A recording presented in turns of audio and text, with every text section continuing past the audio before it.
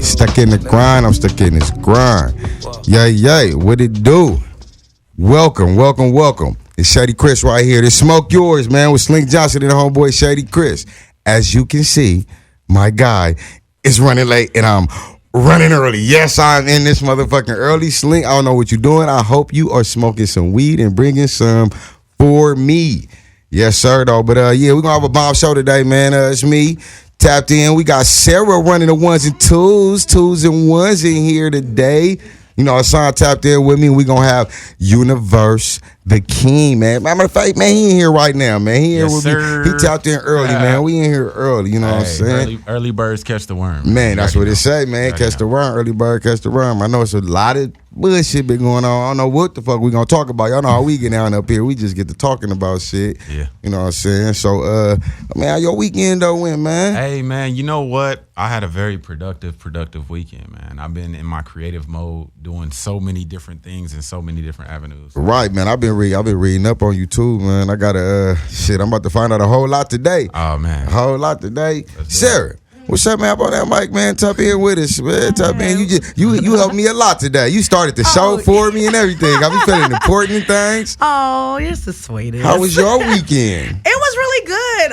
I worked though. You worked all weekend? Yeah, because I used to be a counselor back home in Texas, and I moved here to do this and work at Ralph's. I work part time at Ralph's. Wait. So you was a counselor? Yeah, I'm a like degree to counselor. Like older people, kids, or what was you? No, actually, I was a counselor for Job Corps, and so I had to evaluate students before they were able to, find them suitable for the program. Okay. You smart. You like a manager or something. You said I stopped that to pursue my career and work at Ralph's. That's cool. Well, Ralph's, I'll be there, get that little discount time. I just want to slide out with all my groceries. For real. In the hood, bro. I've never seen you over there. Bro, I'm right off 108th in Vermont. I'm 121st in Hoover. That's crazy. I probably have it. Just we giving our address out here, bro. You know what I'm saying? I mean, you can come down the streets if you want to. Like, it's not gonna be a good look. I say in a day and if you want to pop up over there, you too. If you want to pop up over there, I'm not gonna lie. I don't want to go to that Ralph's. Nah, see, you see what I mean? You from? And if I do, I'm gonna go to the self checkout for sure. Yeah, that's easy. You wouldn't come through my line? No. Wow, that's too long of a wait. I don't want to go through nobody's line. Hello. I'm going through my line. Right, self check. You know me. You know one thing about self checkout. I always get a lot of groceries. I get $200 worth of groceries for $90 every single time I go to. That's pretty good. Every time I go to self checkout. You know a good secret that you can use? This is what you do. You hold a Kool-Aid package in your hand as you're scanning other stuff. And just keep scanning the Kool-Aid. Scanning the Kool-Aid. Wow. Man. You done fucked up over here. You gotta stay ahead of the game. Hey, look, I'm here to spread the knowledge. You feel me? Man, I got $5 worth of coupons. They gonna hate me tomorrow. Listen. They gonna hate me tomorrow. You know what I'm saying? But hell yeah, man. We tapped in, man. Smoke Yours, man. Slink Johnson, homeboy, Shady Chriss.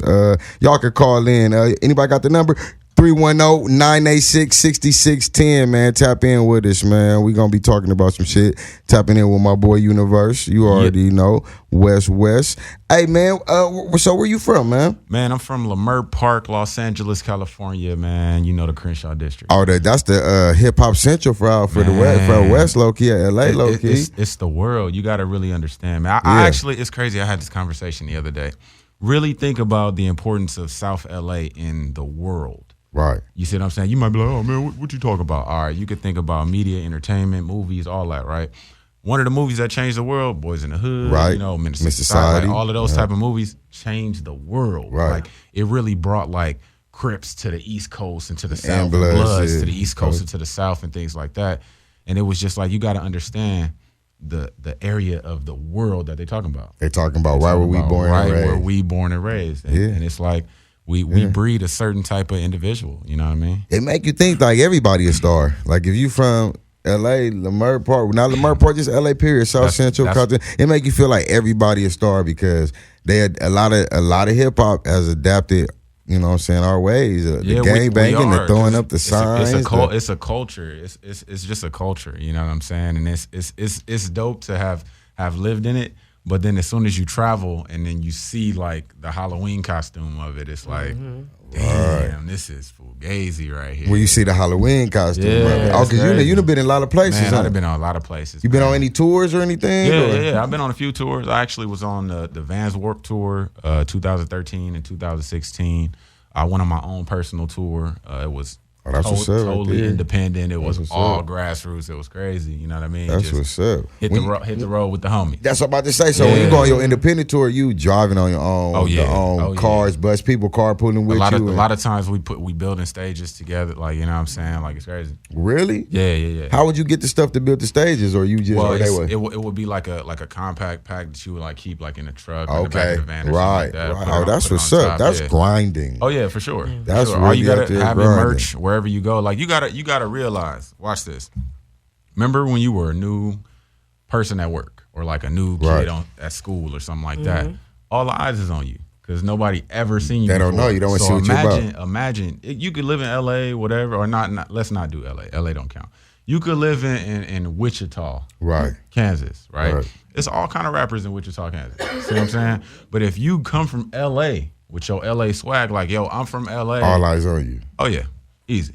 The easiest thing that you'll ever do. Are they judging, or are they just like, you from LA, we gonna fuck with you? Like, or are they like, let me see if this nigga really. It's more like a fan. Like, you know what I'm saying? Right. A fan of the culture. Like, literally, when it's like this. When you see your favorite movie, like, all right, boom, Scarface is a lot of people's favorite, not mine, but it's a lot of people's favorite movie. A lot of people tried to emulate the lifestyle of Scarface. Right. They wanted to be a drug dealer, this, that, right? That person was to meet Scarface. They wouldn't be tough, or they wouldn't be nothing. They'd be like, oh shit. Right. Oh shit. You see what I'm saying? So it's like that when it's literally like that. It's like a fan type of thing because they admire your essence. It's the black boy at the all white school. Right. On the basketball team. That's crazy. The late nigga wait, on the team. Let's wait a minute in this mother boy. You know what I'm talking about? What up, dog? The man of the hour that walked in this motherfucker, man. Y'all, you know. Big Slink. Hey, Slink, what show is this, man? Tell me what show this is. Hey, what's up? You tuned in to the one and only Smoke Yours with Slink Johnson. And our homeboy Shady Chriss, man. Yeah, man, right here on Marcus King Presents Dash Comedy, man. Y'all gotta please excuse me for being late. You're doing your thing, man. You know what I'm saying? I'm coming from a long way. Hey. Them motherfuckers ain't paying a nigga. But I nigga said that's the claim to fame. Nigga said make sure we throw that in. I ain't getting paid. Yeah, make sure niggas know niggas is not getting paid. I ain't got no endorsements happening right now. Hassan over here hungry looking. You know what I'm talking about? Niggas over here need shit. So nigga, I ain't even tripping. But we smoking yours. What's up, man? Y'all tapping in? Oh, yeah. We tapped in, man. I've been tapping in. I introduced him early. Came in with me. Sarah set me up straight, man. Hopped on here with us and shit, man. Yeah, you know I show up early to shit, man. I don't fuck around. As you should. That's a good thing, Universe, because, man. you know. Because I'm always late, apparently. I be thinking I'm early. I be sitting outside smoking. It be like 6:45. I look up, it be 7:02. I be like, damn, nigga been here. Nigga, like, should have walked in this motherfucker. Hell yeah. Yeah, nigga, I ain't shit, man. Again, this your man Slink Johnson, and we in the house, man. Oh, yeah. Introducing my guest like he hadn't been introduced before, but let's give it up for Universe the King up in this motherfucker. Oh, yeah. Hit the button. Hit the applause yeah. button, my nigga. Man, Hit the applause We're button, that my nigga. DJ Dirty Dick not here yet, man. That's our DJ, man. My nigga Universe tapped in with us. You already know. DJ Dirty Dax ain't here, man. That motherfucker, man. It's all right, man. But we got something for you, though. We got something for you, man. Oh, shit. What's going on? That's me right there, man. Damn. Doing a lot. Okay. Big Sleep, man. How was your weekend, man? Oh, my weekend was a weekend. Nothing major to report. You know what I'm saying? It was cool, man. It was all right. It was all right, man. Nothing major to report. Man. You know, nigga lived through another one. What happened this weekend? Friday and Saturday, and too much shit pop, man. But shit, we in this motherfucker anyway. NT motherfucking way. Yes, sir, man. I had a cool weekend, adventurous weekend, shall I say. You know what I'm saying? Cut my finger wide the fuck open. It's my first time having stitches, man.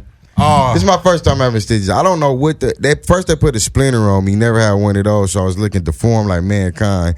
Went to see a hand specialist. They took it off, and then they taped me up, man. I ain't with none of this shit. I can't hoop. How many stitches you got? I got 5 in this hand, 6 in this. 5 in this finger, Crazy. 6 in this finger. Oh, that's nasty. That's crazy. I was supposed to go jet skiing the next day, do the little waterboard. I couldn't do none of that shit. You should have went anyway, bro.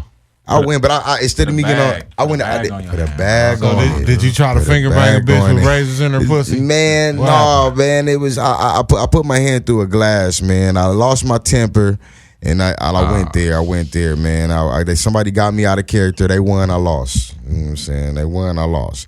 But I only lost because of my hand, though. You know what I'm saying? But other than that, I'm all right. You know what I'm saying? My weekend was fun. It was filled with adventures, you know. I mean, other than this vital situation, they said I might never be able to move my middle finger again the same, man. That's crazy. It's fucked up. Because I hoop, my nigga. I hoop. I type, I pick shit up, but, it's only the little part, though. But, don't let nobody control your emotions. People, I be seeing that meme, I be people hearing, but that is like the worst thing for somebody to get you mad or happy, or maybe not happy, but mad or sad or make you cry. When a motherfucker can control your emotions, my nigga, you have lost the battle. Yeah. You have lost, my nigga. I don't give a fuck what the fuck happened. I like that meme that going around with Pusha T. It looked like he was rapping and he was going off, but the meme say like, yeah, if she gets your face like this, my nigga, you lost. Yeah, you lost. You lost. I don't care what you talking about. I don't care if what you say make perfect sense, my nigga. If you are in your feelings and they got your emotions, you lost, man. You lost. You're going to be looking like mankind like me, man. You don't want to go out like mankind. Yeah, nah. You don't want to go out like don't that. Do it. Universe of King is a picture of What Cool. up? I don't think Universe ever goes off. Hey, man. Look, unless he on the mic. I go off. I go off a lot. I actually got like a very bad temper. I'm like a red button type of dude. Like I won't say nothing for a long time. But when you there, when I do, man, I'm the same way. It's no turning back. I think that's what happened to me, man. I was trying, and then I think sometimes when people see you backing down, they're being like, I'm cool. Like, they take that as a sign of weakness, but it's really not. Some people do. Yeah, some people do. Smart people don't. Right. Dumb people do. But that's not a sign of weakness. That's just me saying I don't want to go there. Like how you there, when I go there, it's gonna be a little different than how you there. Different. You talking a lot, and like you gotta think about it like this. Like I'm a pretty big dude, right? Right. So pretty much every. I don't think like even on the bat when I play ball, right? Right. I never got into like a heated situation with somebody that's like my eye level. Right. Every single person I ever got into, it's always so smaller. Like, yeah. Looking up at what you gonna do, big dude. Right.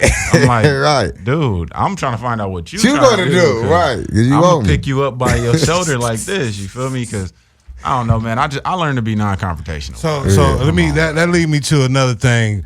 Do you find that it's a lot of niggas that show their true colors and they short man complex as being a tall dude? Because I feel like that. You know what I'm saying? I feel like I'm the coolest, easiest, laid, most chill motherfucker ever. But I just happen to be tall. Yeah, I didn't choose being tall. Nope. I didn't say, hey, I want to be tall. I'm just tall, and I think a lot of times I dumb my height down for a lot of people. You know what I'm saying? Right. Subconsciously, I think I dumb my shit down for a lot of people. But at the same time, I still deal with a lot of niggas. That's the first thing they say. What your big ass gonna do? What's up with your tall? It's crazy. It's crazy. Like today, like literally today, I wore my slippers here so that I would appear shorter for you guys.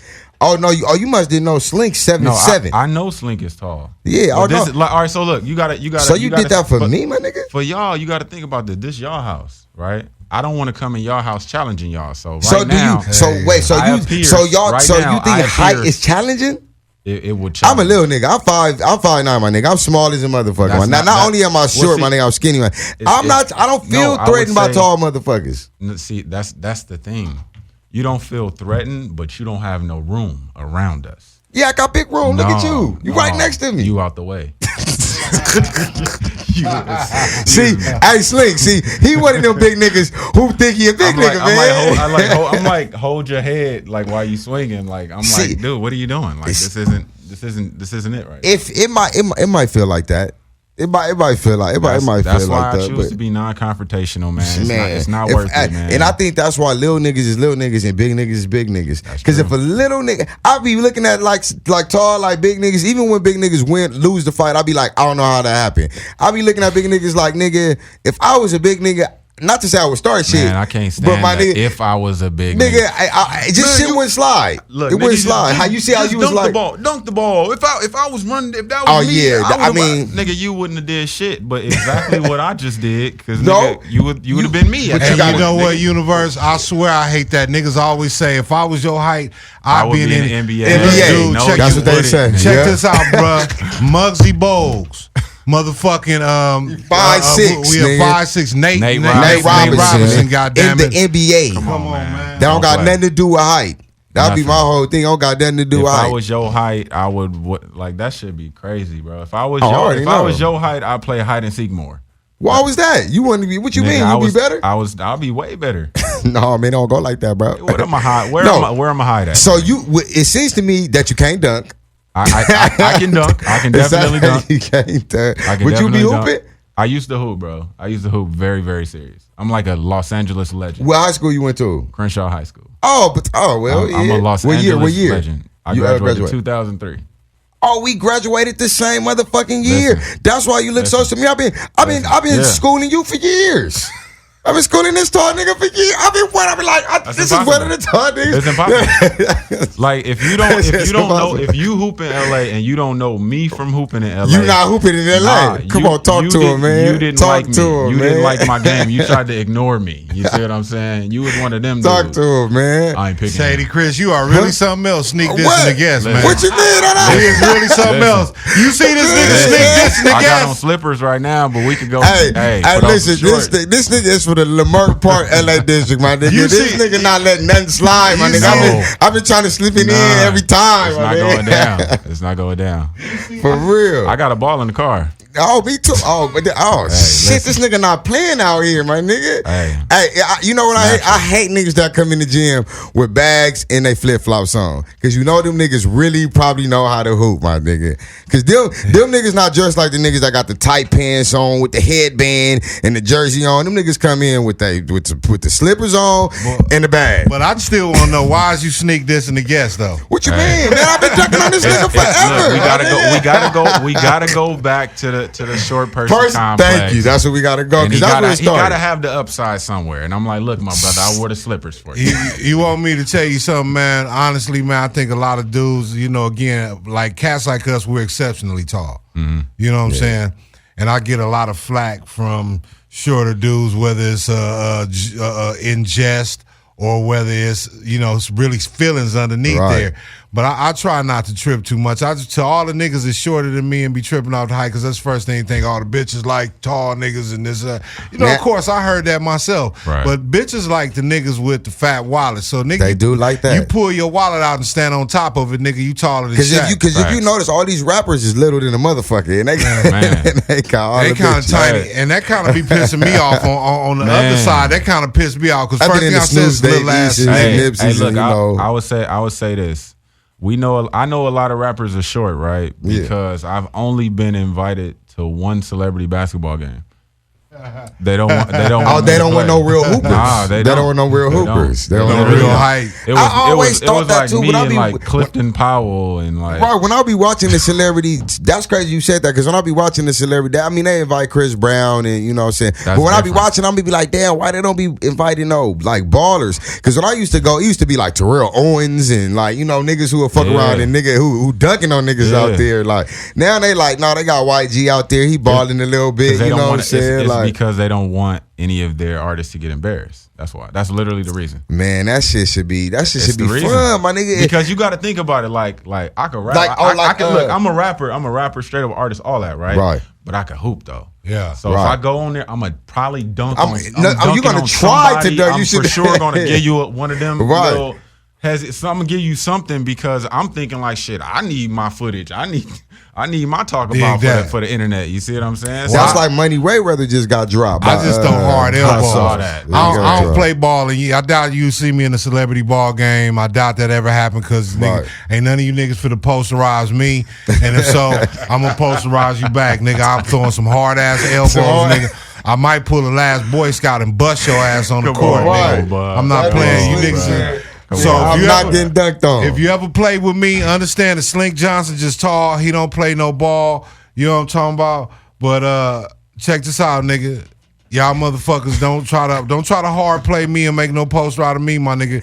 Not having I'm it. gonna fuck you over. I'm not having it, my nigga. I'm not having it. You know Shaq like that too though. Shaq nigga not having that shit. Have Shaq ever been dunked on? Like ever? I think Shaq been dunked on. But Well, I've been looking for sure it. Shaq I've been been looking done. for it. Weird. I watch highlights all day. I can't point to it, but But I'm you pretty sure. pretty sure? I'm pretty sure. Yeah, I'm pretty sure. Who? Derek who? Derek Coleman caught him with a left hand. Oh, Derek Coleman caught him with a left hand. Oh, you know I'm gonna pull it up, man. I just. But I mean, love like, it. I'm talking like straight back the man, no, and just turn, drop step. Oh, dunked dunk. on him. I don't think. Not none of that because he gonna do like Slink said. He gonna throw a couple elbows. I'm gonna throw some nasty ones, nigga. Fuck y'all niggas. I'm gonna tell you right now, you not finna play me with that shit. If this is a quote unquote celebrity basketball game, a little friendly competition, nigga, don't try to do your game 7.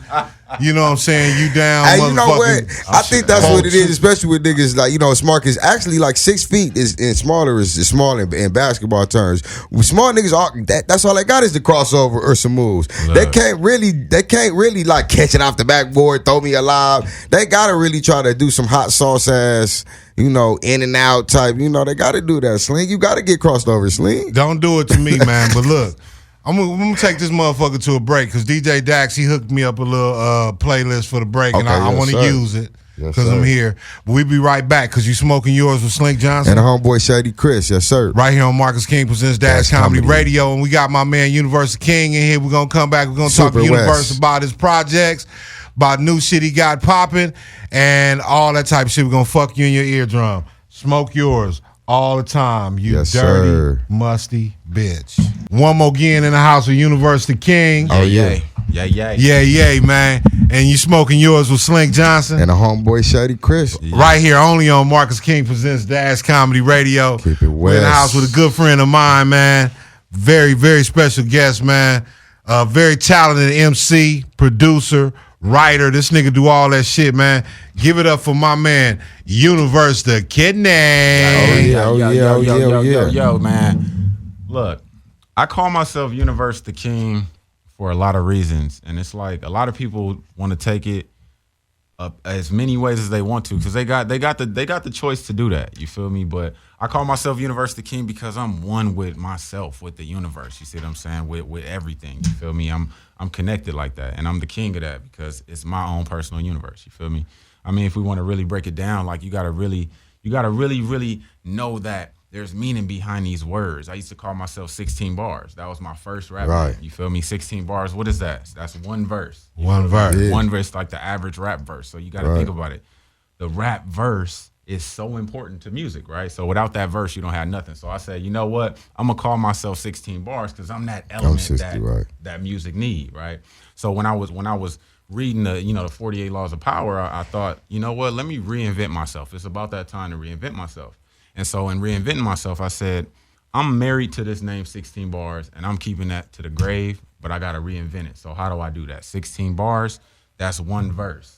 Universe. Dig that. You see what I'm saying? And I'm like, universe, oh, that's dope. I'm the ruler of that. I'm the king. When it come to that shit, Right. I'm the best, you know what I'm saying?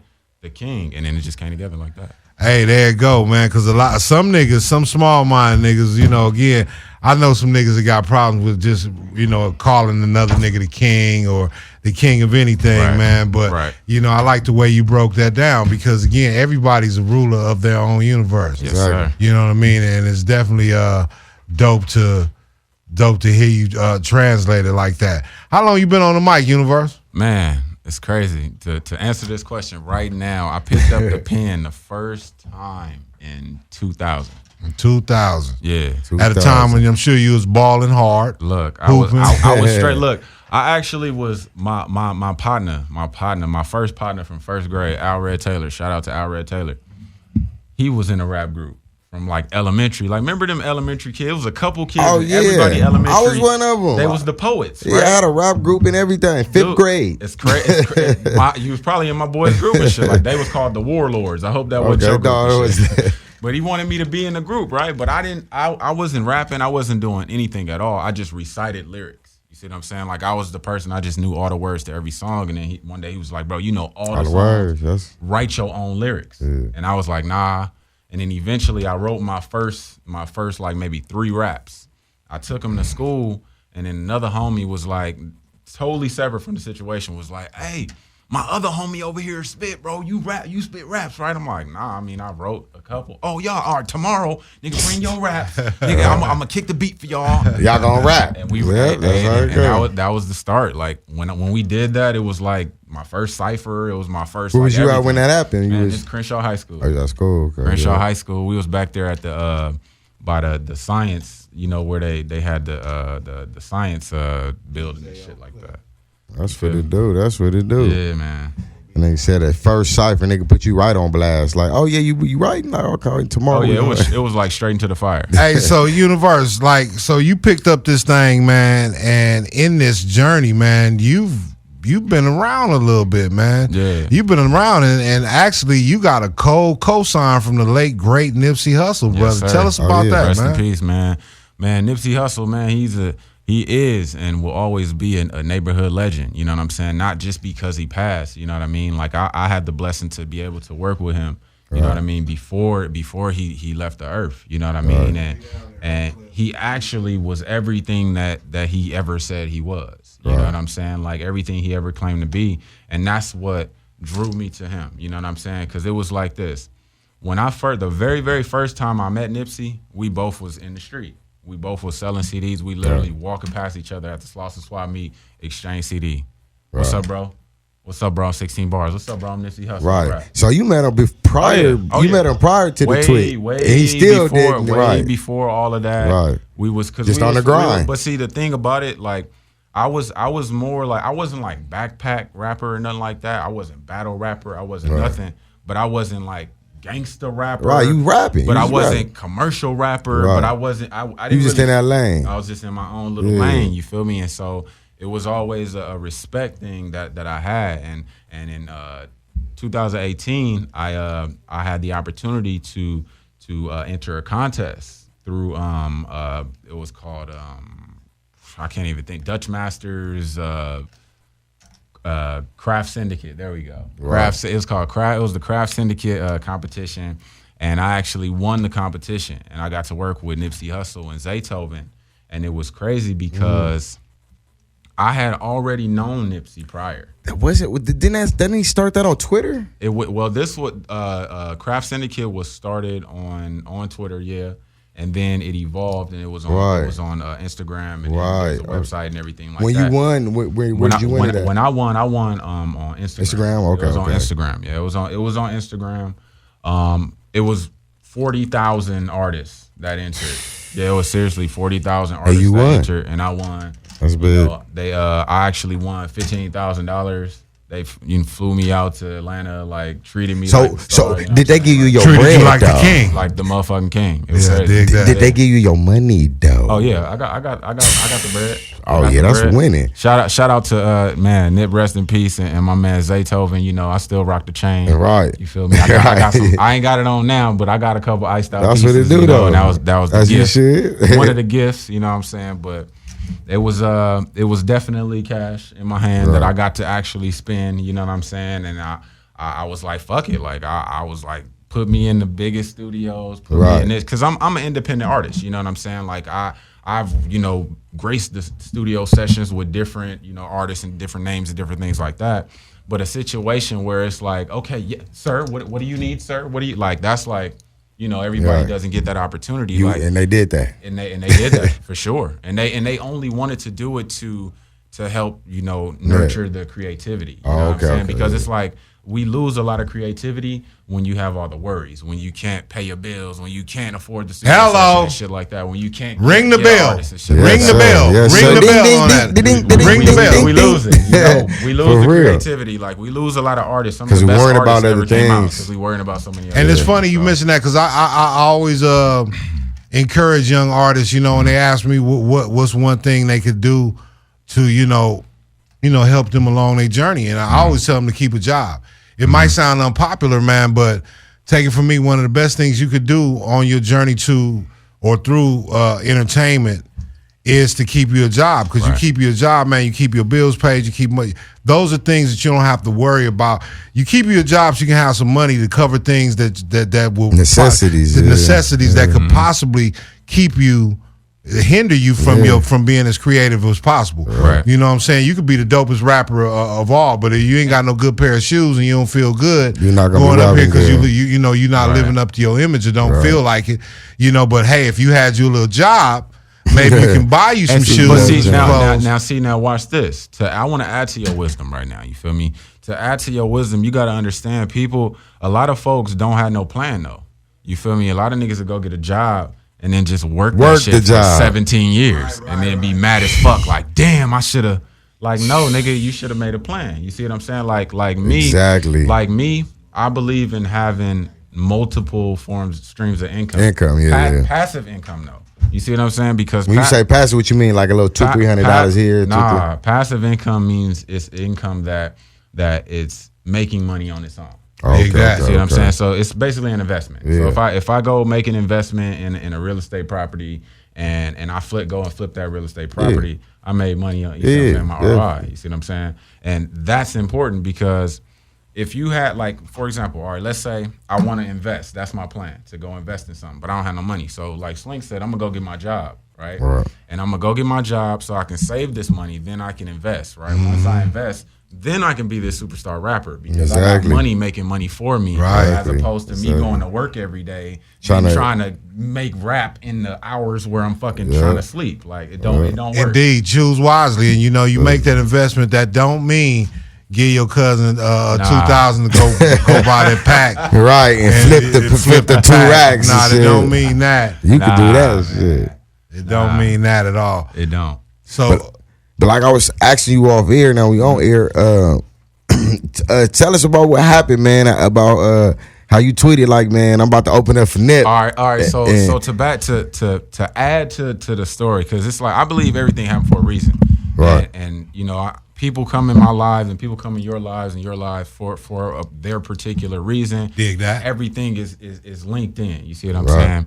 So this is early in my career. This is I'm literally 10 years in, I guess you can call it. It's about 2010, and I'm pursuing my artistry. I had a manager at the time, you know what I'm saying? Going full throttle. I had a white manager. He was a white dude. Right. So you knew I was serious. I seen the pictures. Y'all had y'all T-shirts on, and they going in. The merch and everything. It was crazy, right? So look, he calls me. This had to be like a couple weeks before this show. He's like, man, I got a big opportunity for us. You're going to open up for Nipsey Hussle at the House of Blues. I'm like, hell. I'm like, what? Damn, don't believe him. That's fucking crazy, because this is the marathon shit. Like, when he dropped the marathon, right. That's you almost think only his homies about to open up. Almost think, because look, but look, watch this. This was the bill. So it was DJ Goonie. Okay, DJ Goonie. yeah. I know a lot of people know Goonie. Yeah, what's up, Goonie? DJ Goonie was a DJ, right? And he was like the house DJ. So I think it was supposed to be another person before me or something like that, but they didn't show up. So it was just him DJing or something like that. Then I came on, right? Right. Then 1500 came on, and then Nipsey came on. So it's just all three. That was the whole show. So Nip know everybody who gonna open up for him. 1500. So you popped up. People like, what is good? So look, this is basically what happened. I'm early in my Twitter days. I don't know nothing about promo. I don't know nothing other than spam your shit. It's period. Spam your shit, nigga. Oh, you just tweeted something, nigga? Well, you get my link too, nigga. Come to my show. Like, that's how it was. And you get a link. You get a link. Yeah, that's what you see what I'm saying? So it's like, all right, I'm tweeting my ass off, nigga. Twitter fingers on this nigga, right? I'm tagging him in every fucking post, Nip, dog. right? I'm tagging Nip. Got his attention. No, I didn't get his attention. I got fans. A little following. Oh, everybody else doing it too, right? That shit, started tagging. Oh yeah, da da da da da. Eventually, he replied, "Right, you ain't on my show."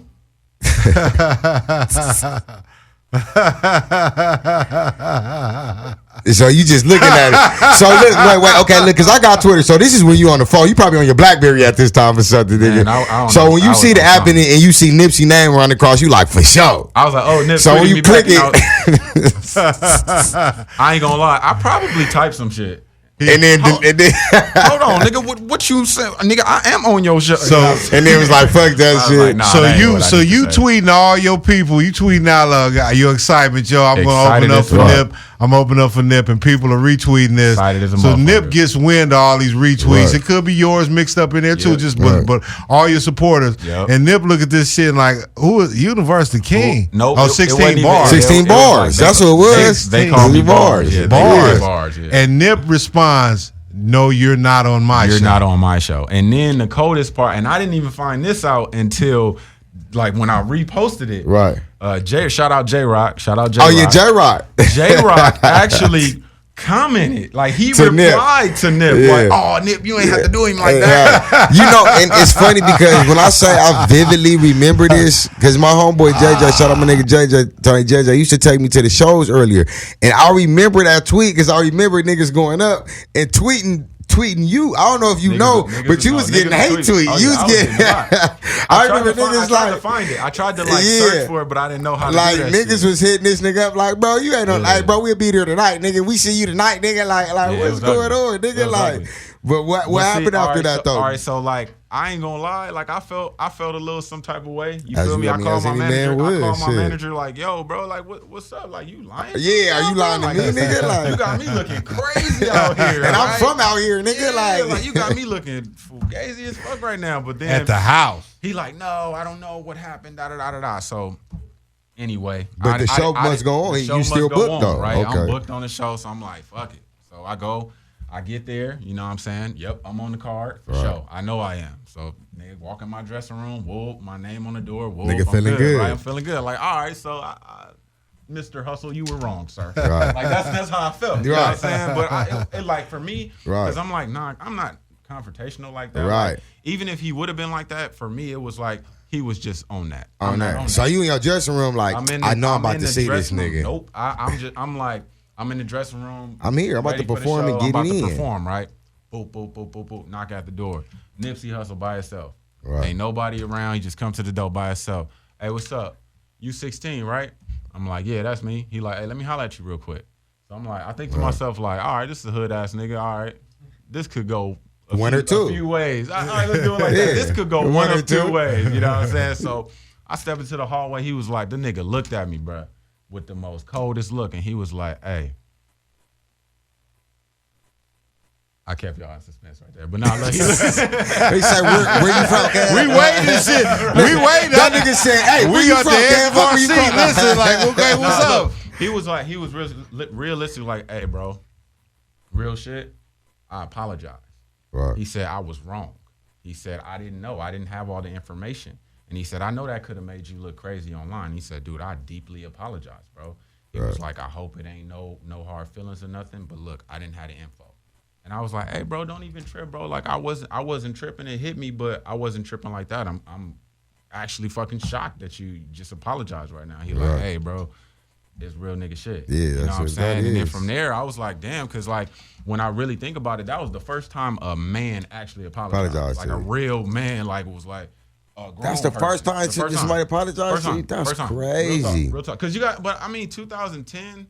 That was, you know what I'm saying? That was 10 years ago. Yeah. Like, I was early 20s. Yeah, I was about to say, so when you say it like that, it's like, yeah, niggas ain't apologizing. Niggas ain't apologizing. My bad. My bad, yeah, my bad. Yeah, like, nah, but like, that was like the formal first apology. Sincere, like, apology. And I was just like, damn, ever since then, I was a fucking, like, fanatic of this nigga. You know what I'm saying? Because I already was a fan of the music. You see what I'm saying? Because I don't get into people's lifestyles and different shit like that.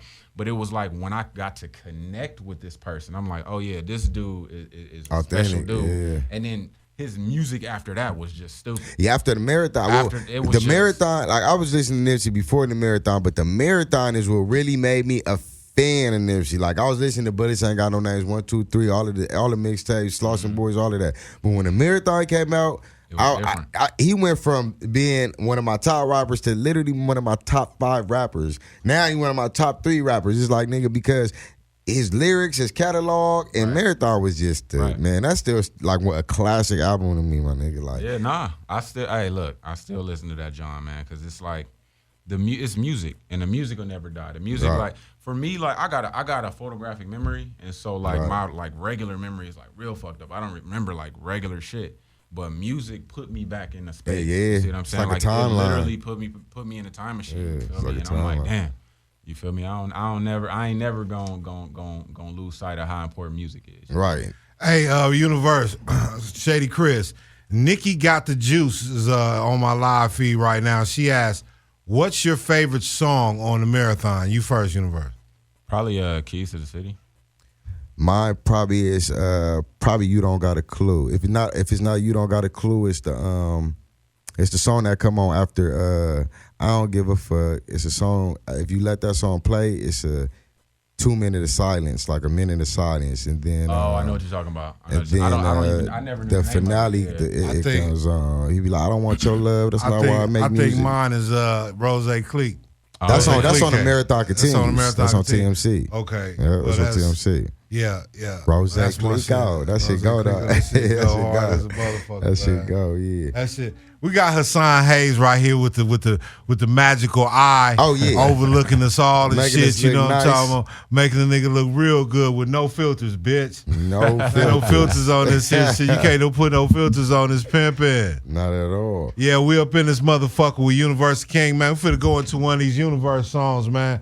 Well, I think we're gonna go into Impossible. How that sound? Yeah, let's do Impossible. I like that one. All right, let's check that out, man. This is Universal King with Impossible right here on Smoke Yours with Slink Johnson. And the homeboy Shady Chriss. Marcus King presents Dash Dash Comedy Comedy. Radio, baby. It's a lack of spitters Man, in the the Mud game Park, right now. man. Like really spitting. Like there's a lot of niggas right now. So tell me, man, you what I would like to describe as a J. Cole in terms of a middle child. Mm-hmm. Like you one of those guys, you not like a spring chicken. You ain't a baby.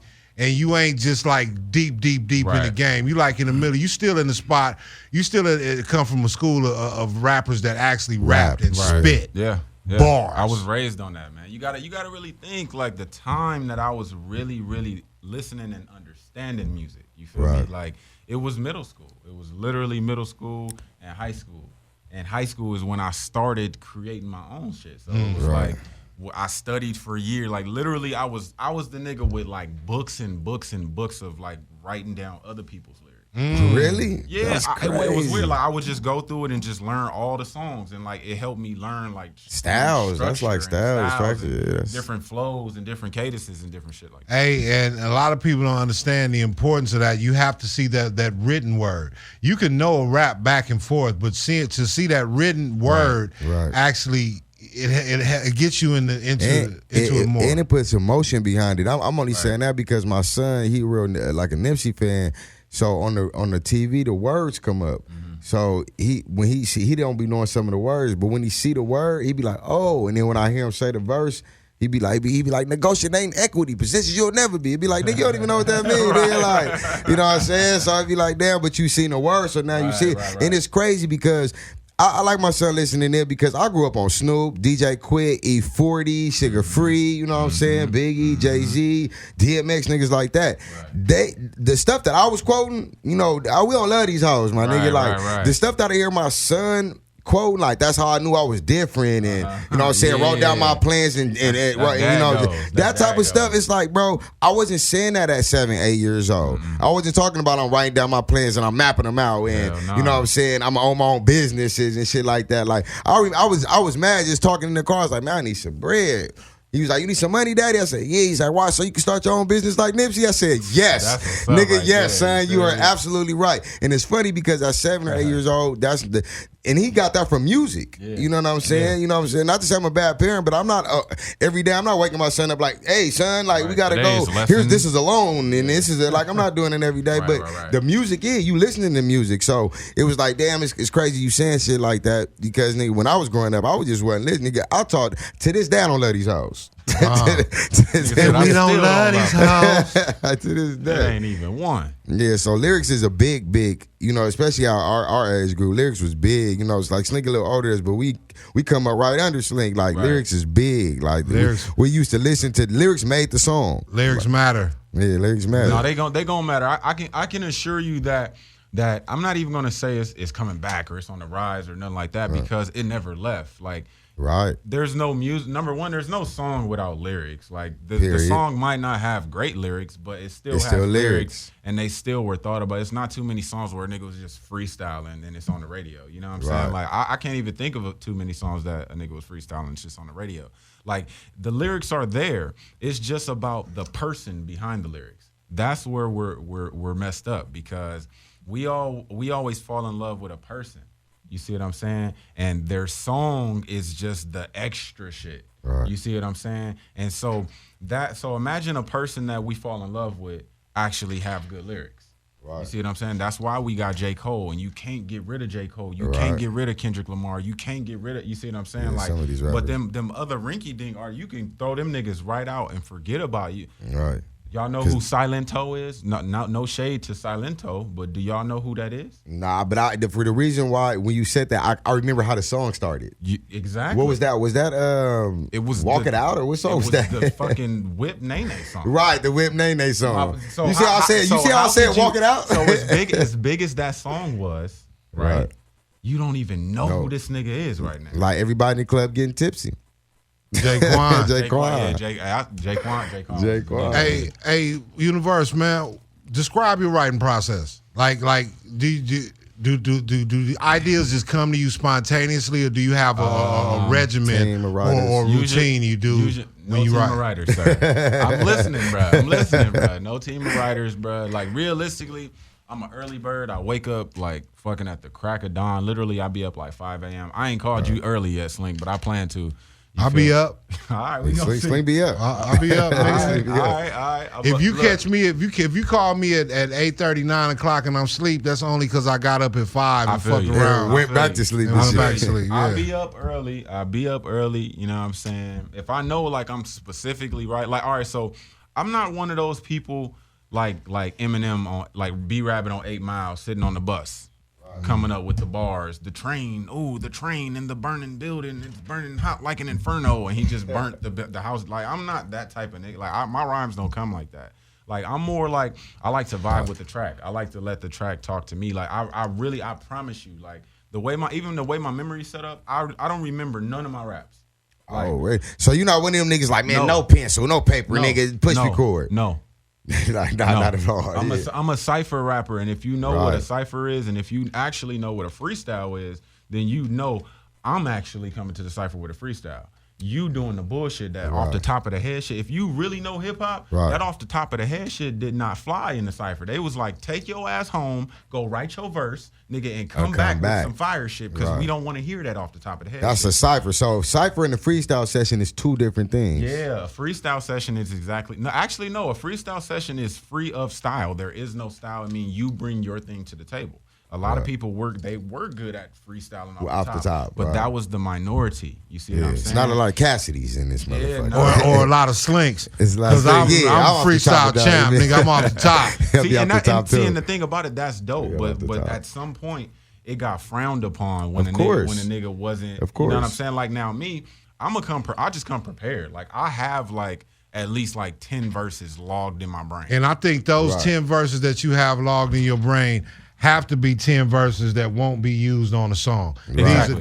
They specifically dedicated to tell you when you freestyle when I'm in a cypher. And they gotta be like a couple different type of beats, couple different cadences. Yeah, I got like a couple different ones that I could just beat song for sure. And I'm gonna say, you know, I think I wouldn't say that freestyling off top of the head got frowned upon as much as more people came out that couldn't actually do it. Right.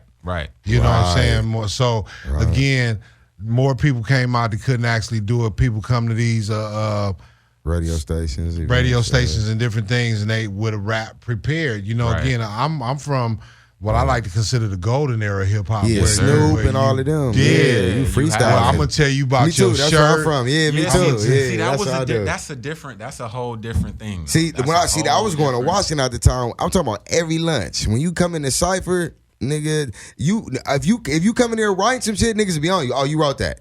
Only because we be doing that shit. We be doing the shit. We was doing the shit he talking about. We was like, we talking about. It was a different time. It had already changed over. Yeah, that's like 2002 maybe. Yeah, you gotta think, like, remember like Freestyle Friday on 106 and Park? Right. Those is right, but I feel like some of them was. Oh, they were all written. Yeah, I feel like those is written. Yeah, it's Hollywood. Hell yeah, those is written. It's a script. I even heard some of those in their songs after shit like that. Script, like bro. that was they not gonna let them get on TV without hearing them bars. You know, one motherfucker that that's smart though. One motherfucker that I have to take my hat off to, that I admire forever, because I never heard this nigga say the same thing twice. Who was that? It's Ice Cube. Ice Cube? Ice Cube. I like it. Never heard Ice Cube say the same thing twice. I like Cassidy. Cassidy, I used to think he was writing until I just kept watching all his videos and it was like, you freestyling. He not good with this new battle rap shit, but his freestyle was cool. I'm not gonna lie. The nigga that I give major props to and I've seen some impressive shit straight up off the top of the head, my nigga King Los. Yeah. That King motherfucker right there. He on a different level. See, I was about to say, when you start talking about niggas like that, though, you got to start talking about a lot of them niggas be doing it. Them niggas be doing it. So look, I'm about to give y'all some info because it's like Crooked Eye, them niggas. look at Give me some info, nigga. Right, Sly Boogie and them niggas. Informationize me. So look. So them niggas is a part of a secret society. All right. Them niggas is a part of it. I won't name it, but them niggas I just kind of named that you named. Yeah. The top rappers. Them niggas get down. Are in a secret society. Slaughterhouse? I mean, shit. Now, when you say the top rappers, do you mean like top grossing? I'm talking about, like when we say top freestyling them or niggas that's real rappers. That's really rappers, like the best like rappers. Crooked Eye, Sly like Boogie, the Exhibit, real writers with the real pen games. All them niggas. Like Lupe Fiasco. Yeah. Like niggas like that, them niggas in a secret society. All they ask is trust. That's all they ask is trust. No, that's not all they ask. Actually, they really ask. It's all they ask is bust, nigga. I won't tell you exactly what it is that all they ask. You turned it down, but all they ask for is that the art you create be beautiful. Oh yeah, and that's real. And I was saying secret society in more of like a joke, but it's actually like a super dope secret. People it's a writers guild. It's a writers guild, but it's but call it the secret society. I understood when you said it. I knew you want to talk about that Illuminati. I knew that. It's just a gang of niggas who really do that shit. Push your T. Push your T in that shit too. Push your T. That nigga cold. Hey, no, real talk. Y'all can look it up. It's called Sosa. Okay. Sosa. Yeah. Freddie Gibbs. We put Freddie Gibbs in there. Freddie Gibbs is a spitter too. Society of Spoken Art. Real talk. Society of Spoken Art. Yeah. Right. I was doing an apprenticeship within this particular society, but I decided to back out because I was going to be a father. Right, and you didn't have the time to dedicate to it. Yeah, no, it was like serious. Like we had to do assignments every day. Right, like write different raps. It was different. We had to keeping read you on your toes. Shit, yeah, Shakespeare and all these type of. I swear to God, like no bullshit. No bullshit. That's why they so. But that's why they so dope, bro. That's why they so dope. No, like Lil Wayne, like he went to school for work. When I started being it took me a while to be a Lil Wayne fan. I came from the era where niggas was dissing Lil Wayne at first. Like, oh, you got on lugs and you got on this and you doing this and niggas was on this nigga head. Like, nigga, I come from the era where niggas was dissing Lil Wayne to the point where niggas had to respect this nigga because this nigga bars is unfucking believable, my nigga. This nigga Lil Wayne got bars. But he went to school. He went to school for words though. So I didn't know that at the time. Once I got older and started, realizing a lot of these people went to school, I understand. Here's the thing. Like how you were saying reading Shakespeare and all of that shit. Like they studying their craft. So the point of it is like it's so much power in words. You know what I'm saying? You gotta really think about it. Like words, you spell words. Like, and when you say spell, like what do you think of when a spell? A spell, an actual spell. Like people be like, damn, how the fuck is this nigga over here pimping these hoes? How did the hoes just? Because he got them under a spell. That's why pimps kind of talk the same kind of with a certain lingo is what we'll say. Because got a certain swag. They got a certain type of thing because they're enchant. I don't know what the male form of it, but like a woman form would be like an enchantress. You see what I'm saying? Dig that. They enchant who they're talking to, and it's like Oh wow. Okay. So when you spell words, you are conjuring up speech. Spells. Yeah. It's cool. Conjuring up. I like that. I like how you broke that down right there. That was nice. When you start breaking down the different words, you know what I'm saying, to like pronouns and adverbs and different shit like that. Like mortgage. You start but when Gotta you pay that till you die even and when shit. you break down more, like mortgage, Like morgue. like more Like, and damn, gauge. that place You out see what I'm die. saying? Like you gotta start when you start breaking down the individual syllables of the words, they actually have meaning. Meaning, yeah, that's And what I'm then when saying. you put those type of meanings together, it's deep, bro. That's why. It's deeper than rap. And it's funny you said that. That's why I said the word mortgage, because we was talking about that. I'm like, damn, you go get a loan for your house. They want you to pay what 30 years or some shit on your loan or something, 20, 30 years on your house loan, and you be like. The average person get a house at what 40, 30, 35, 40, nigga, you gonna be dead. But then we was talking about how it's called a mortgage, and the first word is morgue, my nigga. Like, like Mortgage. you about to pay this shit till you die, nigga, till you in the morgue, my nigga. Like, You gonna pay this till you mortgage. Huh? Yeah, you out of here, nigga. That's funny that you said that. Yeah, words is a spell though, man. I believe that though. Nah, real talk. University King, you working on a project right now? Man, I'm working on so many things right now, bro. Like realistically, the top thing I'm working on, I would say, is my album, bro. I'm doing another album. I guess this is me announcing that I'm doing another album. Talk to us, man. Feels great to be dope too. You know what I mean? It has no release date or nothing like that, but it's a passion project. And them kind you can't rush. Yeah, nah. You can't put no date on them because again, passion projects is just that, man. You got to do it. You got to go through things to make this to even make it. You operating on feelings and emotions. I haven't dropped. Feels great to be dope. The original came out in 2014, and I've dropped like singles, and I just dropped the EP in January, but like nothing like. How many songs was on your EP? The EP, 6 tracks. Okay, It was just a couple joints, you know what I'm saying, that I actually. Cause I had retired from rapping and shit, bro. Right. Like I was straight up a father. I'm like, man, I want to learn how to be a daddy. I don't want to be wasting time thinking about new words. I did that too. Right? I feel like I fucked up when I did that. I mean, you can't call it. You can't. No, I call didn't. it I'll just fuck play up, it. But you yeah, nigga, you like we said, real life. I really just let it all go, and literally the first thing I literally decided, like, hey, I'm gonna do this music shit for real, all right? And what I'm gonna do is all the things I said I don't want to do. I'm non-confrontational. I don't want to be competitive. I'm gonna be competitive, and I'm gonna be in niggas' faces. Right. I said I'm gonna enter. Are you the gonna contest. switch it up? I entered the contest, Yeah, and I won that shit. And you won. Literally, I said I'm gonna do music. I'm gonna go to Atlanta. I went to Atlanta. Okay, so when you won the contest with Nip, was this before or after the show that you had with him? This was years after. This was years after. So the show was in 2010, right? And the contest was in 2018. So when he saw you again, was that the next time you? All right. So when he saw, it wasn't the next time he saw me, but it was the next time that we had like a full on. Like we was in the studio for like hours. You know what I'm saying? And so he saw me, and like that the familiar thing, nigga, like he keep looking at you and shit like that. I already know you from somewhere. And eventually, I let probably like 40 minutes go by, just having a little convo and shit like that. Eventually, I'm like, nigga, you don't even know where you know me from, huh? He like, nah. I'm like, 2010. House of Blues. Marathon show. House of Blues. Man, that shit was like, lit, man. Oh, me, yeah. Cause like you the homie now. No, it's like it's because now he know, nigga, this is real. This is true. You didn't win out and know this divine intervention right here. Like this is supposed to happen. And like the coldest part, like he chose me because he just liked the vibe, right? The flavor. Like it wasn't because of no other reason. Right. Like, oh yeah, this he didn't even know you. He didn't even remember you. Remember nothing. I had a different name. You see what I'm saying? And the crazy part about him choosing you, it wasn't. I don't think it was just his. It probably was like 3-4 people there. Like, man, weeding everybody out. The way that it worked was everybody chose. It was 40,000 entries. They narrowed the 40,000 down to about 1,500, and they split the 1,500 up between four judges, producers, and everything. You would call them the artists or whatever. Right. So it was Zaytoven, Nipsey Hussle, Rick Ross, and Organized Noise from Dungeon Family. Okay. And so Rick Ross and Organized Noise, that was one team.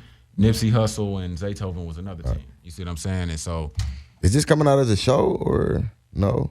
No. No, okay. I have the footage. Okay. And it's going to be something, because I'm like I said, I'm working on a lot of stuff. That was crazy. The next time you got that foot interaction, 8 years later. Man, it was crazy, man. Like it was like a full circle thing for me. Like I couldn't believe the shit. You feel me? I literally couldn't believe that shit.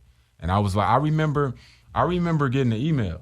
You feel me? Like I got the email. I didn't even believe it. The email, I remember that shit said, pat yourself on the back.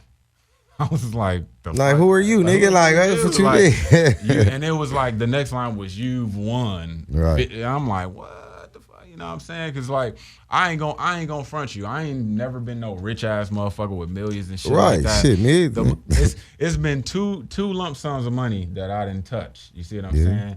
The most, one of which was like 60 racks. That's the most that we in the same category, like the lump sum. Yeah, I got about like 45. You see what I'm saying? 50, that felt good. And this was another time where the lump sum felt good. Like it really felt good.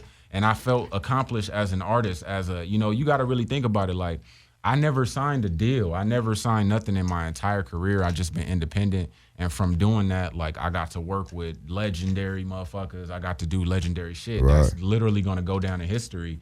Hell yeah. As nobody never did it but me.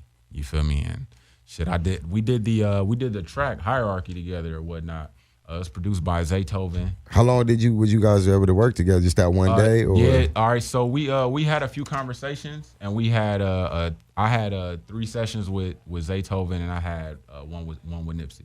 Okay, so the 3 with Zaytoven, he was just letting you listen to the beats and everything. It was more me catching the vibe with Zaytoven, because realistically, the setup was supposed to be Nipsey was a feature and Rick Ross was a feature, right? Right. But for whatever reason, I guess Rick Ross didn't do the song, right? And so, to be fair, I guess Nipsey didn't do the song either. You see what I'm saying? Okay. So he was just kind of there in the studio. We listening to beats like, hey, what you think about this beat? It got the vibe. I'm like, nah, this beat over here is kind of way more fire. Hey Zay, what you think? You know what I mean? So it was kind of, we all were like putting points in the pot. When I got in the booth, I'm like, hey, check this cadence out that I came up with. Whoop-de-wop-de, bam. And they like, oh yeah, that's fire. But yo, what about this? Whoop-de-wop. I'm like, oh yo, what if I mixed it? Like it was really, we was just cooking. Going back and forth. Yeah, we was cooking. Yeah. Like we was really just cooking. That's like, what they do. It was an experience, man. Let's play this joint, man. This is Hierarchy. Oh yeah. University King featuring Nipsey Hussle. Right here on Smoke Yours with Slink Johnson. And our homeboy Shady Chriss. Only on Marcus King Presents Dash Comedy, man. Smoke that shit. Y'all make sure y'all follow that man, University King, on SoundCloud. Hey, look, man, he was just telling me, man, he did that. He recorded that. They flew him to Atlanta. They flew you to Atlanta and put you up in a room. I had. All right. So look, they flew me out there on all my accord. They like, how you want to come out here? What you want? You want the rental? You want this? You want that? And I was like, yeah, give me everything. Give me everything you asked me. I was like, this. I was like, run it up. I said, hey, that's you, Slink, right there. That's smart move. Yeah, nigga would have saw another nigga dime. I want all that shit, nigga. Man, I had the Airbnbs going. Oh, fuck a room. You had the Airbnb. What? Don't play. I want all that rental shit. cars and all that. Come on. You went to, so when you was at the Airbnb, was it like other people that was out there that was staying at the Airbnb, or they did, or nah. See, the thing about it was that it was just me. That's the whole thing. Like, so they had this big ass event. So they flew me. I flew to Atlanta twice. Right. So I flew out there to do the track. Right. And I flew back because they set up a whole event, like to show the track. Yeah. Right? To unveil the track. It was like 3,000 people there. It's crazy. These motherfuckers was like, it was half people that was like entered the contest, like, who the fuck this motherfucker that won? Right. And then it was half people that was like, shit, I'm just here in Atlanta. Because they invited me here. Yeah. It was fucking packed. So you performed it. I performed the shit. They didn't even know what I was about to do. I got up there. Nigga said, I'm feeling like Nick. And the crazy part, like, I got it on foot. I got the footage too. Like, I got Rick Ross was in the back of me. Like, he was like, okay, this nigga going in. Because it was like, the beat came on and I kind of just didn't even move. I didn't even say nothing. It was just like, y'all don't even know what's about to hit y'all. And I just came in. Yeah, I just go get it. Rhyming like this for a minute. Initial intent is to win it against opposition. Exhibit my intricate sentences. Mentally fit the extended the mission. You know what I'm saying? I came in like that. Niggas was like I saw niggas' faces though. Nigga, my face just did it now. Like, how did they hit nigga? I almost fucked up my I did fuck up my, actually I got this tape. I fucked up my bars because people's eyes was like. I'm a big fan of multi-syllabic bars, man. I'm a big fan of multi-syllabic bars, man. You know, guys that can put together, put together words like that and bars again with so many syllables, man. Twister, Again. man. Twister, Bones. Hey, man. Rakim. Hey, I ain't I gonna didn't bang Rakim too much, Slink. I was a little too young, Slink. You get to talk about Rakim, man. And he like the first East Coast gangster rapper or something like that, or Rakim wasn't really a gangster rapper though. He was like Slink. What was really Rakim? He wasn't a gang. rapper, He wasn't a gangster rapper. What was Rakim? I was too young to really bang Rakim. He was like an Rakim was MC, God right? MC. He was MC. He was an MC. He was. That's pure hip hop right there. Right. Again, he wasn't rapping about money, clothes, bitches. He was just strictly lyrical prowess. Right. Strictly lyrical dexterity, man. Right. The boy, he was an orator. He is. I won't say was because He is. Rakim is very much alive. He was from the very East much Coast. working He's New shit York, today. right? Yep. The pioneers of this If I'm shit, not right? mistaken, I'm Long Island. gonna do a joint with Rakim one day. Please. Oh, I will. Please. Oh, that's an accomplishment, It's going man. down. That's big It's right going down. there. It's That's going down. big. I don't think enough youngsters. I think the reason why I called him gangsters is because Rakim was a real He was nigga. You know what I'm hardcore. saying? And I think he was hardcore. He That's was- the thing. I- but he wasn't wasn't a no gangster, joke. right? But he He was a wasn't real no- nigga, though. And I think me growing up, that's all I heard of Rakim was like, oh, that's a real nigga. Because he Like, wasn't That no nigga said joke. You Like, thought he was yeah. a gangster because he wasn't no joke Right. and he didn't smile. I ain't no joke. And he I used to spit let the mic smoke. You feel me? Now slam it when I'm done and make sure it's Right. broke. Yeah, man. Shout out to Rakim. Kick a hole in man. the speaker, pull a plug. You know what I'm saying? That nigga That's what it do, Come on, man. It was man. raw, man. You gotta get up on your Rakim. That's Man, your my- homework assignment, man. Yeah, because my first rapper I think I was introduced to was maybe Too Short. It might have been like Too you know Short. the first rapper that Too I Short, remember. Snoop, nigga, The first them niggas. rapper that I remember knowing the Pac, song probably. was Chubb Rock. Oh. Yeah, that's the first song. Chubb Rock. 1990, Chubb Rock jumps Back him on on the sleeve scene. with a leg with a bucket full of grits. Yeah. Yeah, that shit. That's crazy. That shit That you was know the hard, name of yeah. the song that My memory is You said very that, though. strange. It's You like said that, I though. have a picture of. It's weird. I can't explain it. Like I have a music picture is the of certain shit, timeline, yeah. though, man. Music is Yeah, really man. music can keep a real timeline in your life. For real. Yeah, exactly. 'Cause music is definitely markers. You know what I'm saying? For Definitely real. tell you where you was at when certain things came about. You know what I'm talking about? But to go back to what you was talking about, the House of Blues, I just want to throw this in. I got an opportunity a few times to rap At the at the House of Blues, and with it being gone now, I feel like that's a man. privilege and an honor, man. Because Right. again, That's a landmark, I'm bro. a fan of that, man. Being from LA Yeah. and being able to perform at that House of Blues in LA, that's a big motherfucking was thing. who was you on? That's- Who was you? Was that the one I seen? Was you on tour when? I think I seen the performing? video of that. I I think I did. saw the video. I of did the that. House of Blues a few times, man. I did it with Too Short. I did it with my Talk nigga to him, Greedy Slink. Mac. I did the Key Club across the street, which is now One Oak. You know, Okay, again, I like to say, man, I'm the nigga that brought hip hop back to Hollywood. They don't want to tell you that, man, because when I That started, nigga Slick said I did that. when I started doing them shows in Hollywood at the Key Club, and I was working with a promoter by the name of Sean Healy Presents. Sean Hey. Healy. Oh, Shaheed, I yeah. was working with Sean Healy. Is that Oh, your he folks? was hot Wait, back is that your then. folks? Is he hot I'm now? He acquainted probably with still. Sean Healy. Is he? He's, We're acquainted. is Sean Haley? He stayed I took on don't that know. club I don't know thing. him, but He does- his business. His business wasn't. He wasn't doesn't- all gravy? Well, again, I won't attest to his business acumen, but I just know that one time out his mouth, he told me, "Hey, yeah, Slink, you brought hip hop back to Hollywood." Because And he was it- doing, it when was- we around our era, that nigga was doing that Hollywood Because shit. it came Yeah. it was pay to play. That's why. Yeah, that's was- why. and I we said, was- and we that's was why I paying. said Him his- and what's that that's why I other said, name? look, Marcus. I forgot was another dude that was running Little Hollywood we with was, Shine. we was paying, and the way that would Two work braids. is Sean or his company would book the club, and he would sell spots. You know what I mean? For Right. X amount of money, I'm gonna give you this many tickets, and you Right, can sell your tickets. tickets, and you can have people come to the show. And that was at a time when I think Hollywood was kind of afraid of hip hop because Yeah. a bunch of shit was happening.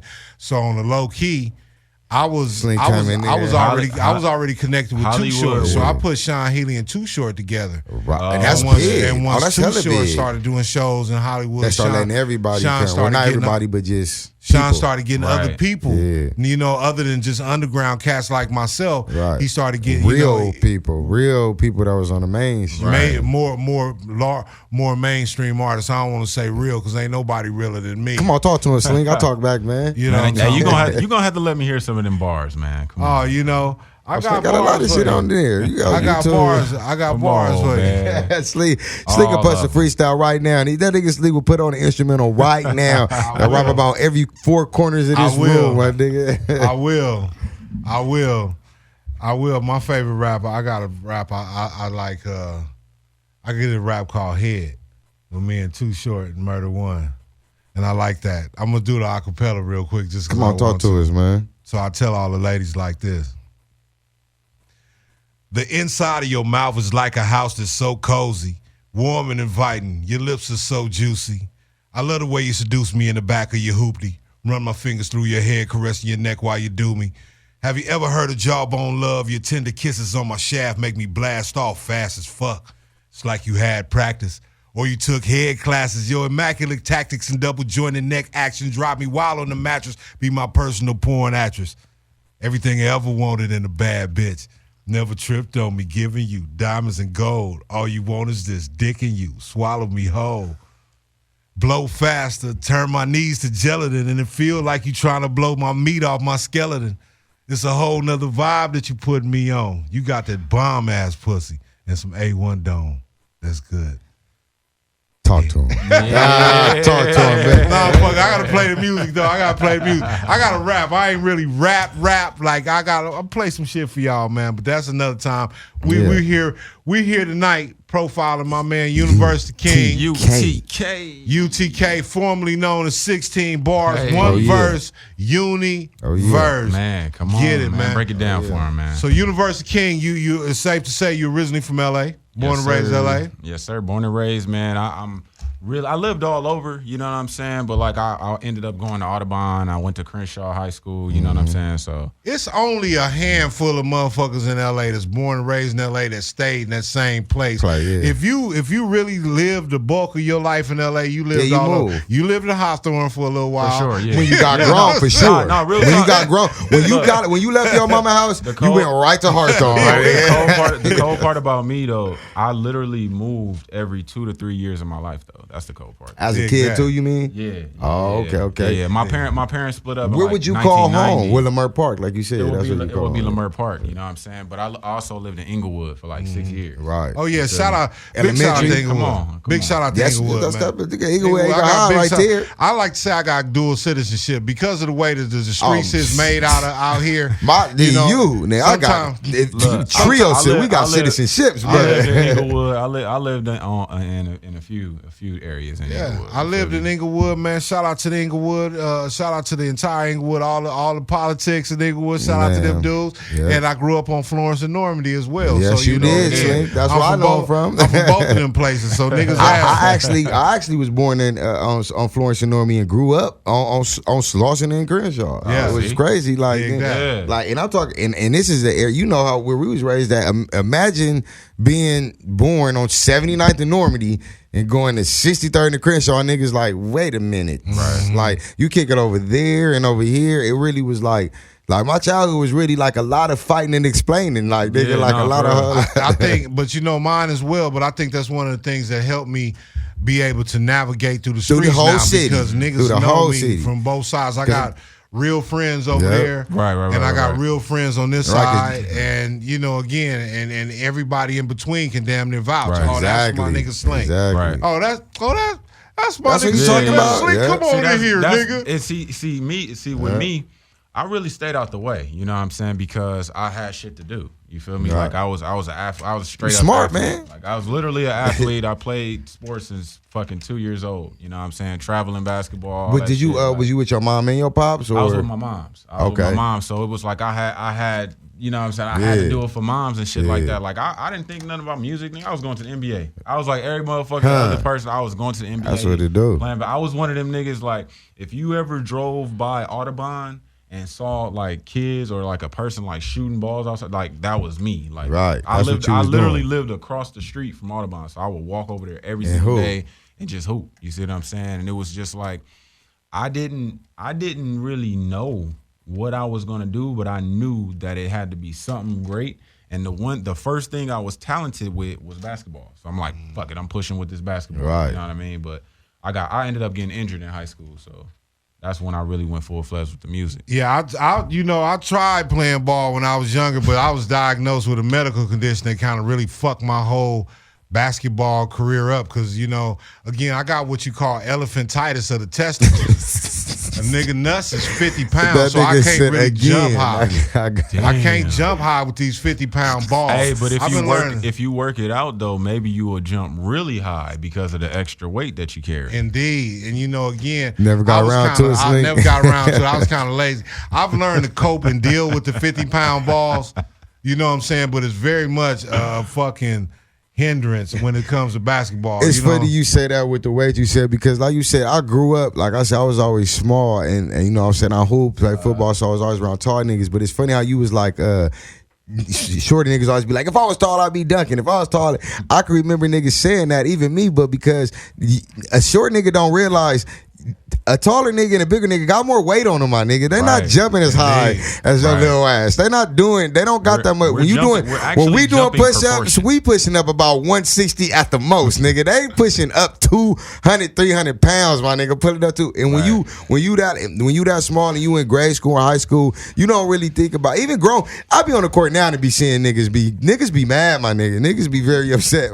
In school, people are cruel. Children are cruel, bro. Definitely. People used to talk about me. People used to talk the most shit about me because I got straight A's in school. Whoa. That shit crazy. I was on the honor roll to the 8th grade. You know what's funny? I made the honor roll in Washington, and they called my name to go down to get my award, and I was too embarrassed to go get my award. That's a damn shame. Niggas, this is I was in the in the 10th grade. I never forget. I had like a 3.7. And how about this? Let me really mind fuck you. I was ditching in the auditorium. They was having like the honor roll program, and we was ditching in the auditorium. And my name came, and they was like, "Hey, ain't you?" And I was like, "Yeah." They was like, "They just called your name." I'm like, "No, they didn't." And they said it again. And like, you left. I set my ass right there and kept rolling that blunt. Like, nigga, we about to roll up. Niggas was ashamed. Niggas was ashamed of being smart. Being smart. Yes, that's crazy. That's a real mind fuck. I had to learn that a lot of niggas made me feel a way about, a lot of shit, like me getting good grades and shit like that. Like my mom, watch this. My mom used to bring me food to the school and shit like that, but my mom worked at the school. You know what I'm saying? So she'll leave, nigga. We gonna get this McDonald's. Yeah, she'll like bring me some food. She'll show up to the school. Like she worked. My mom was like worked like 20 jobs and shit like that. You know what I'm saying? She had me and my sister to take care of and shit. So she worked graveyard shift at the post office, and then she get off work, go to school, and come right up to the school. And she worked there. Then she was a softball coach, and then she had to go back to work in the nighttime. See what I'm saying? Don't you know? I love you, sweet. For real, man. You gotta, man. You gotta take your ass off the mom. Not to say dads don't do that, but people moms would go above. Because my mama did it with 4 kids. Look, and niggas made me feel bad. Niggas was like, "Oh, you spoiled, you this, you that." When I was like, "Nigga, I'm very broke.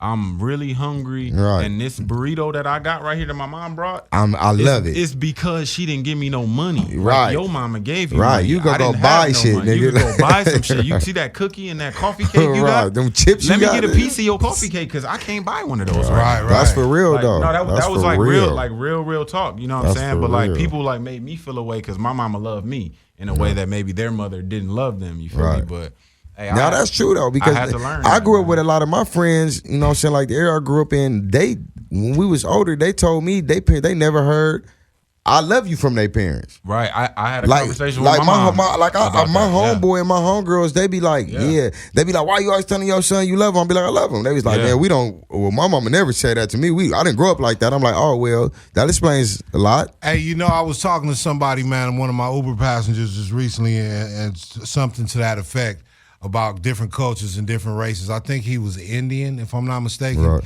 And he was saying, like, in his culture, they don't do a lot of complimenting and a lot of that because it's basically implied. Like, you should know that. Right. You should know that I love you, nigga. I'm taking care of you. You my child. I've heard that before. You know, but man, ain't nothing like saying it, man. Nah, I agree. It does need to be said more. Sure. However, that's just a testament to our society. How we getting dumbed down and hypersensitive to certain things. Because I be trying to tell my kids that, nigga. Like, nigga, you live in my house, nigga. Like, I love you. What I gotta nigga, do? what the fuck? You think I just want to give you lights and you think nigga, if I can cut the lights off in your room alone, if I can only use the lights that I use, I will. See, but on the contrary, though, my mom didn't tell me that she loved me growing up, but it wasn't because she didn't or she didn't show it. It was just she didn't. Like, honestly, my mom was like a hooper. It's because, nigga, you should know you said she was a hooper. I know, but see, and that's the other side but of you it. said your mom was like a hooper? Yeah, she like we that's just not feelings that she expressed. We didn't think like and then me, I didn't think nothing of it. You know, and she probably like I didn't say, oh mom, you didn't say this one, like, nah. But she showed it though too. She showed it like crazy. Yeah, that's the thing. I didn't need to hear it. It was like, and I think for a lot of kids, you know, they being shown love but don't understand it because they don't know what to not be shown love is like. Mm-hmm. And you know, when you get older and you experience a little bit more life, you get to see things from different perspectives. Yeah. Like, you know, a lot of times, again, I'm a G-ass parent. You know what I'm saying? I've been raising kids 24 years, and I found that sometimes the motherfuckers they need something to compare stuff to. When all they got is you know what I'm saying, and you busting your ass and working your finger to the bone to make that motherfucker happy, and they get to flipping and then tripping out like, nigga, you don't understand, nigga. You see your homeboy Tommy down the street, this shit. He ain't got no mama or no daddy. That nigga stay with his goddamn grandma. Right. And his grandma too old to care for him the way, like, so nigga, you better shut the fuck up. You got a PlayStation with 10 games. You got a PlayStation with 1, nigga. You gotta know this shit. Like, dig that. No, you got a PlayStation with 10 games and he ain't got no PlayStation. Right. For he sure. Over here playing yours, nigga. Yeah. Right. I be telling that to my son all the time. He because my son's spoiled because my baby mama get him everything, and my son's smart, man. He getting A's in school, so if he acts and he acting accordingly, I get it. But he don't. It had got to a point where he didn't understand, like, nigga, this costs money. Like, nigga, this I got my son now, nigga, go bring me $20.35. Like, nigga, right now. And it better be $20.35 because you gotta understand how much what money is, bro. Because when we go to the store, you want shit that costs a Pokemon ball costs $40, bro. So I need you to know that this is a $1 bill. You need 40 of these $1 bills. My kids got a job. They working with me this Tuesday. We take them motherfuckers on the set, getting them work permits so they can work. Nigga. Fuck them kids, nigga. And when they work, I'm gonna take half of their check. See? You know what I mean? Me too. Shit. Taking half. And I came from, see how you said your mama did everything for you and everything. My mama is an old school mom, like a real woman. When I wanted to work at 16 years old and wanted to get a work permit, my mama would not let me work. My mom was the same. She wanted me to go to school. She would not. And I'm like, mama, I need some money, nigga. I don't want to eat this shit, nigga. We got El Pollo Loco and Popeyes at the school and pizza, nigga. I'm trying to get some bread. I didn't convince my mom to let me get a job till the end of 12th grade, and it was at Krispy Kreme. I never eat Krispy Kreme. Right there on which one? On Okay. Crenshaw. That's the one. I never eat a Krispy Kreme in my life. You saw how I got in, right? I never pick it up out the store. You saw I would never saw eat some ill things. Listen. Let me. All right, so look, you saw some ill things. I would there? just say. Good. Don't take. That's what I could say. They so good. I don't know if I want to hear it. They so warm. I don't know if I want to hear that. I don't want to hear that. It's not even deep. It's not even deep. I'm going to cream crop. Just think about the process. All right. So there's a donut in a box, right? It's paper in the box, right? And did it fall into the box? No. Somebody had to pick it up and put it in the box. Put it in the box. There's other boxes, they sell them in the store. They look different. It's a different kind of box. Somebody had to put them in the box as well, right? But sometimes before they get in the box, it's things that possibly could happen from the time like they could fall on the floor belt to the time that person pick it up and put it into the box. No more motherfucking Krispy Kremes for me, man. Universe, man, you hurt my heart, man. You could have kept that in your universe, nigga. Like, God damn it, I want to stay in the Matrix, my nigga. I refuse to believe this nigga won't be. You didn't me. even say red pill or blue pill. Nigga just forced the red pill down the nigga throat. Like, I refuse to believe or listen to any of this blasphemy from University King. You will not catch fucking me Morpheus. You will not catch me eating Krispy Kreme donuts, bro. And I have not had a Krispy Kreme donut since literally 2003. Oh wow! Oh, since you quit. Well, I ain't even quit. I just didn't show up Just no show more. up. I'm gonna float down Crenshaw tonight, nigga, and I'm gonna go see what it is, nigga. I'm make my own goddamn donut. Hey, look, they just put out the chocolate ones. I wouldn't even. Nah, because now we don't Wait, know what's the on that chocolate because was it's dark. the chocolate donut They- with the nah, they actually- or the chocolate or with the chocolate glaze frosting. with the chocolate frosting. Oh, I thought you was talking about the chocolate donut. They with already the had chocolate. that. They been had that. See, I stay up on the sweet stuff. Even I don't eat sweets, but I stay up on it because it's like a guilty pleasure. This nigga right here. Yeah, I know all the top of the He line. done tainted Krispy You Kreme. was something I else. thought Hey, don't talk about cereal. Oh man, come on. That's see. I don't eat sweets, but I eat a whole fucking box of cereal right now. Hey man, look here. I'll fuck up some sweets and I'll show you my remaining 16 teeth to prove it to you. God damn it. Hey, University King, man, it's been an outstanding show, Yes, man. It's sir. always a pleasure, man. Always a treat when players meet, man. Yes, sir. Appreciate you coming by, man. Look here. How do we get a hold of you? How does the general public get a hold of University King, man, if they want to find UTK? If you want to find Universe the King, you can go to my website, universetheking.com. You can also go to my Instagram or my Twitter or any other site. It's all Universe the King. The only place is on Facebook. You'd have to type Universe the King, MFS, and that means motherfuckers because it's a motherfucker that got Universe the King. That was literally the reason behind that. But, man, UniverseTheKing.com, at Universe the King on every single social site, man. Appreciate y'all for letting me smoke y'all's, even though it's motherfucking ain't no smoke going on in here. Real quick, We'll be outside though. real quick to touch on what you just talked about your Facebook. That's why I try to make a practice. Like when apps come out and I might not even be into that app. Right. If I hear enough people mention that app, I'll get it and get my name. Yeah. I'll get it and get my name. That's what I just did with because. Instagram and now look. That's Yeah. the biggest damn Nah, near see, bigger than Facebook. This is how you get a little quick cash though. When a new thing come out, you go get all the names of the celebrities, and then they gotta buy them from you. What do you mean? They Yeah, gotta buy the profile so just from say Instagram came out today. And you I you had put 50 Cent Instagram.com/50 and make that Cent. nigga buy it. you. Yeah, And he gotta buy that shit from me because I own 50 Cent. Or you gotta do 50 Cent official. right. Right. Hey, How do we get a hold of you, Shady Chriss? Shady Chriss official, my nigga. No. Shady Chriss, man. Shady, you know what I'm saying? Period Chris with 2 S's at the end, man. That's on Facebook, Instagram, and Twitter. And every other social network. You can actually find me that on SoundCloud too, and I'll be singing. Dig that, man. Appreciate that, man. You can find me at Slink Johnson on all your social networks. Follow the show on Facebook on Smoke Yours on Facebook page. Yeah, go like the page. Shit, go like the page. Follow us, man. Hit me on Patreon. Help me out, man. You want to see me expand? Hit me up on Patreon. Patreon.com, Slink Johnson. It's been a magnificent night. University King, thank you, brother. yes, sir. Hey, thank y'all for having me, man. I definitely appreciate this, man. Slink's my guy. thanks for coming, man. My tall guy. Hey. The guy. We gotta stick together. The Hey, tall niggas got to. We leaving the short nigga out real Nope. quick. The I'm getting tall stilts. niggas gotta stick together in this bitch. I'm getting stilts. Nope. Pull your wallet out and stand on top Stand on of the it. Come on, chair, talk to brother, me, man. Hey, man, we're finna take it out with Remedy, man, by University King, Yes, produced sir. by University King, Yeah. right here on Smoke Yours with Slink Johnson. And homeboy Shady Chriss. Hey. West. I be the one. I bring the vibe that nobody give. King on my throne, be in my zone. Don't need an audience, I just need cognitive. I be the one living positive, follow it. Quality, promise it. Sorry if y'all do the opposite. I be the one. I bring the vibe that nobody give. King on my throne, be in my zone. Don't need an audience, I just need cognitive. I be the one living positive, follow it. Quality, promise it. Sorry if y'all do the opposite.